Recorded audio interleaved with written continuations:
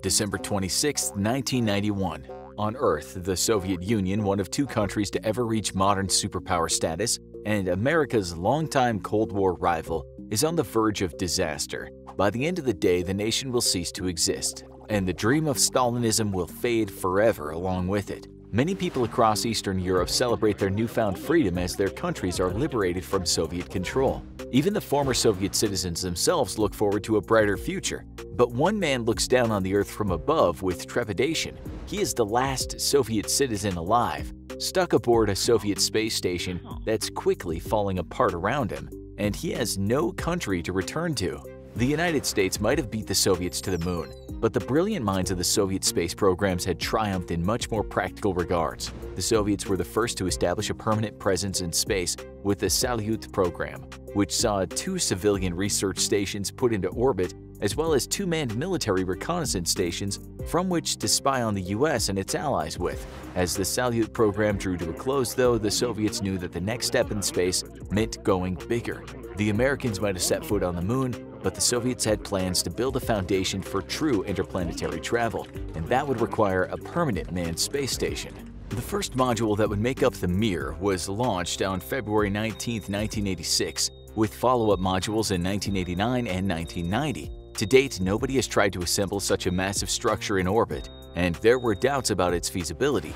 The Americans had been the first to prove docking 2 vehicles in space was possible as part of their pre-Apollo hardware tests in 1966. This had been no mean feat, as both vehicles were moving at thousands of miles an hour. One wrong move would spell disaster. Many feared that docking 2 vehicles in orbit was simply too difficult for human pilots, and yet with computer assistance, the Americans were able to do it. This would be vital for the Apollo program, as the service and command modules couldn't be fit into the Saturn rocket with their delicate lunar module in the correct position, which would be docked on top of the command module.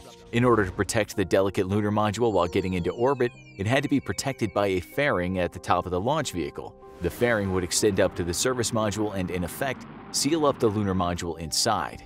Once in orbit, the command and service modules would detach from the launch vehicle and then turn around and gently dock with the lunar module still attached to the top of the launch vehicle. Then, using thrusters, the attached lunar module would be pulled out of the fairing, firmly docked to the command and service modules. The entire operation was extremely delicate and almost failed on Apollo 14. But the relatively tiny lunar module was one thing. Docking together massive structures meant to be lived in was something altogether different. It was extremely risky. If there was any problem with the docking procedure, the great masses involved could lead to catastrophic results. One module could tear into the other, at best causing structural damage that would doom the module as permanently uninhabitable, a loss to the tune of tens of millions of dollars and years of wasted effort. At worst, a new module could crash into the currently habitated modules, exposing cosmonauts inside to the vacuum of space. Yet, in 1989, the Soviets proved they were up to the task, and the second module of the Mir space station was successfully docked. The Soviets may have lost the race to the moon, but they had just created the largest man-made structure in space. A year later, they expanded on that structure with a third module, creating an orbiting laboratory that was the envy of the world. But while the Soviet program was achieving revolutionary success, the Soviet Union itself was in serious trouble. In the mid-1980s, the Soviet Union was facing a military crisis in Afghanistan and a political one at home. People were growing increasingly resentful of the Stalin-era doctrine still in effect, and satellite Soviet republics in Eastern Europe were brimming with revolutionary zeal. Despite the Soviets' best efforts, Western influence has deeply penetrated Soviet culture, and the successful propaganda arm of the Soviet government could no longer keep up and hide the truth. People in the West were living better lives, had greater personal wealth and more freedom, and Soviet citizens wanted a piece of that good life for themselves. With the Soviet economy stagnating, big changes need to be made. In 1985, liberal-minded Mikhail Gorbachev was elected General Secretary and immediately went to work sweeping out of power senior officials with deep connections to previous regimes. Gorbachev wanted a clean slate to liberalize the Soviet Union so it could compete with the West in not just economics but quality of life.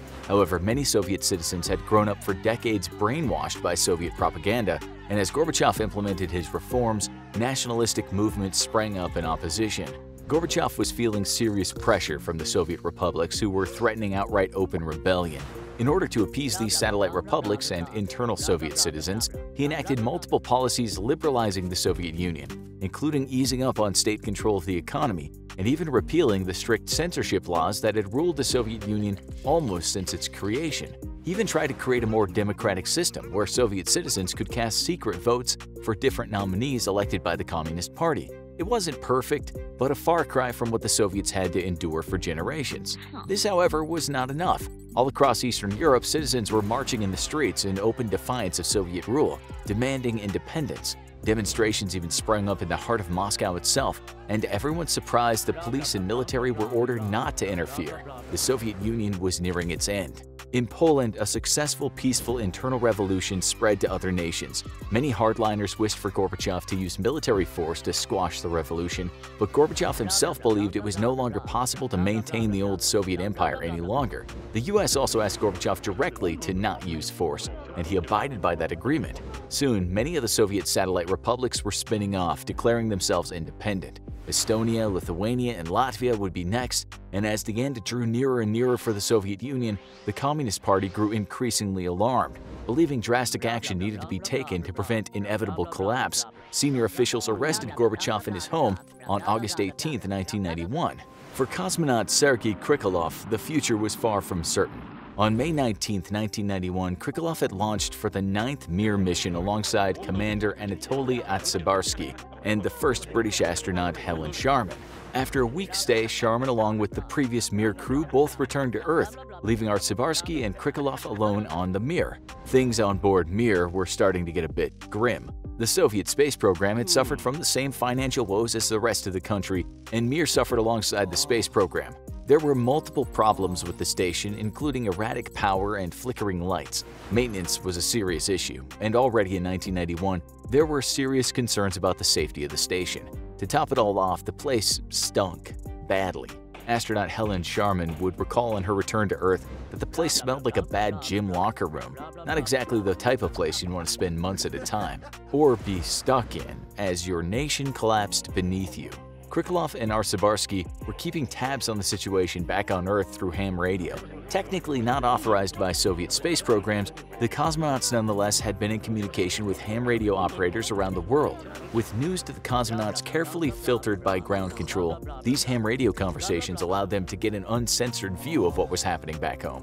As the political situation worsened, the next 2 flights to Mir were scrapped to just 1. Krikalev agreed to stay on board Mir for the next crew to serve as their flight engineer. When October rolled around, the Soviets had a problem. Money had finally run out, and there was no way to send another crew. Yet the Mir required an engineer on board 24/7, and if the entire crew were to return home, the station would fall into disrepair and eventually plunge back down to the Earth. With an uncertain future ahead for the Soviet Union and its space program, Krikalev boldly volunteered to remain on board Mir and said his goodbyes to the departing crew. He was now the only human being in space. On the morning of December 26, 1991, the Soviet Union was no more, and Krikalev was a man with no country. The news was even worse. Not only was there no money for a relief mission, but the entire launch complex for the Soviet Union space program was now in the newly independent Kazakhstan and out of Russian control. As the new year rolled around, things were looking grimmer and grimmer for Krikalev. He still had access to the emergency Soyuz capsule attached to the Mir, but if he left the station, it would doom the entire structure and waste an entire decade's worth of research and effort.